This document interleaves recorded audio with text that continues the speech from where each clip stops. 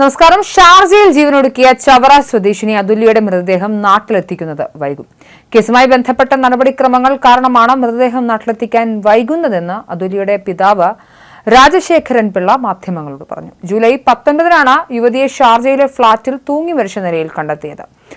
മരണകാരണം സംബന്ധിച്ചുള്ള forensic report ഇതുവരെ ലഭിച്ചിട്ടില്ല. നാളെ റിപ്പോർട്ട് ലഭിക്കുമെന്നാണ് ബന്ധുക്കളുടെ പ്രതീക്ഷ.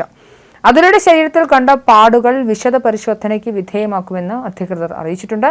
കൊലപാതകം ആരോപിച്ച് അതുല്യയുടെ സഹോദരി അഖില ഷാർജ പോലീസിൽ പരാതിയും നൽകിയിരുന്നു.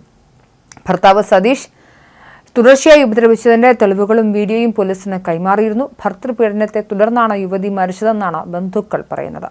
ഭർത്താവിനെതിരെ കൊലപാതകം, ഗാർഹിക സ്ത്രീപീഡന നിയമപ്രകാരമാണ് പോലീസ് കേസ് രജിസ്റ്റർ ചെയ്തിരിക്കുന്നത്. ബന്ധുക്കൾ നൽകിയ പരാതിയും വീഡിയോകളിലെ അതുല്യയുടെ ഭർത്താവ് സതീഷിന്റെ പെരുമാറ്റങ്ങളും കണക്കിലെടുത്ത് ഇയാളെ ജോലിയിൽ നിന്ന് പിരിച്ചുവിട്ടിരുന്നു. ദുബായിലെ ഒരു സ്വകാര്യ കമ്പനിയിൽ സൈറ്റ് എഞ്ചിനീയറായി ജോലി ചെയ്യുകയായിരുന്നു സതീഷ്. പ്രതിയെ നാട്ടിലെത്തിക്കാനുള്ള ശ്രമത്തിലാണ് പോലീസ്. അന്വേഷണം ക്രൈംബ്രാഞ്ചിന് കൈമാറുമെന്നും സൂചനയുണ്ട്. അതുല്യയുടെ മരണം പ്രത്യേക പോലീസ് സംഘമാണ് അന്വേഷിക്കുന്നത്. ചവറ SHO S ശ്രീകുമാറിന്റെ നേതൃത്വത്തിലാണ് അന്വേഷണം. അമ്മയുടെ പരാതിയിൽ സതീഷിനെതിരെ കൊലപാതകം, ഗാർഹിക സ്ത്രീപീഡന നിയമപ്രകാരമാണ് പോലീസ് കേസ് രജിസ്റ്റർ ചെയ്തിട്ടുള്ളത്. മൃതദേഹം നാട്ടിലെത്തിച്ച് ആവശ്യമെങ്കിൽ റീപോസ്റ്റ്മോർട്ടവും നടത്തും. അതിനിടെ അതുല്യ മരിച്ച നിലയിൽ കണ്ടെത്തിയ സംഭവത്തിൽ ആരോപണ വിധേയനായ ഭർത്താവ് സതീഷ് ശങ്കറിനെ ജോലിയിൽ നിന്നും പിരിച്ചുവിട്ടിരുന്നു. ദുബായിലെ ഒരു സ്വകാര്യ കമ്പനിയിൽ സൈറ്റ് എഞ്ചിനീയറായിരുന്നു സതീഷ്. ജോലിയിൽ നിന്നും പിരിച്ചുവിട്ടതായി കമ്പനി രേഖാമൂലം സതീഷിനെ അറിയിച്ചു. 1 വർഷം മുൻപാണ് ജോലിയിൽ പ്രവേശിച്ചത്. അതുല്യയുടെ ബന്ധുക്കൾ നൽകിയ പരാതികളും സതീഷിന്റെ അക്രമാസക്തമായ പെരുമാറ്റ വീഡിയോകളും പരിഗണിച്ചാണ് നടപടിയെന്ന് കമ്പനി അധികൃതരും വ്യക്തമാക്കി.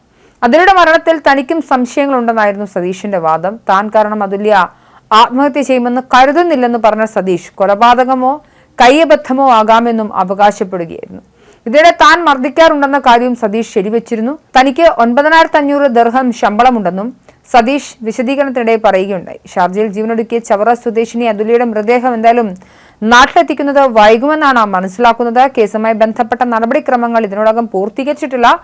അതുകൊണ്ട് നടപടിക്രമങ്ങൾ വൈകുന്നത് കാരണമാണ് മൃതദേഹം നാട്ടിലെത്തിക്കാൻ വൈകുന്നതെന്ന് അതുല്യയുടെ പിതാവ് രാജശേഖരൻ പിള്ള മാധ്യമങ്ങളോട് പറഞ്ഞത്. ജൂലൈ 19-നാണ് യുവതിയെ ഷാർജയിലെ ഫ്ളാറ്റിൽ തൂങ്ങി മരിച്ച നിലയിൽ കണ്ടെത്തിയത്. മരണകാരണം സംബന്ധിച്ചുള്ള ഫോറൻസിക് റിപ്പോർട്ട് ഇതുവരെ ലഭിച്ചിട്ടില്ല.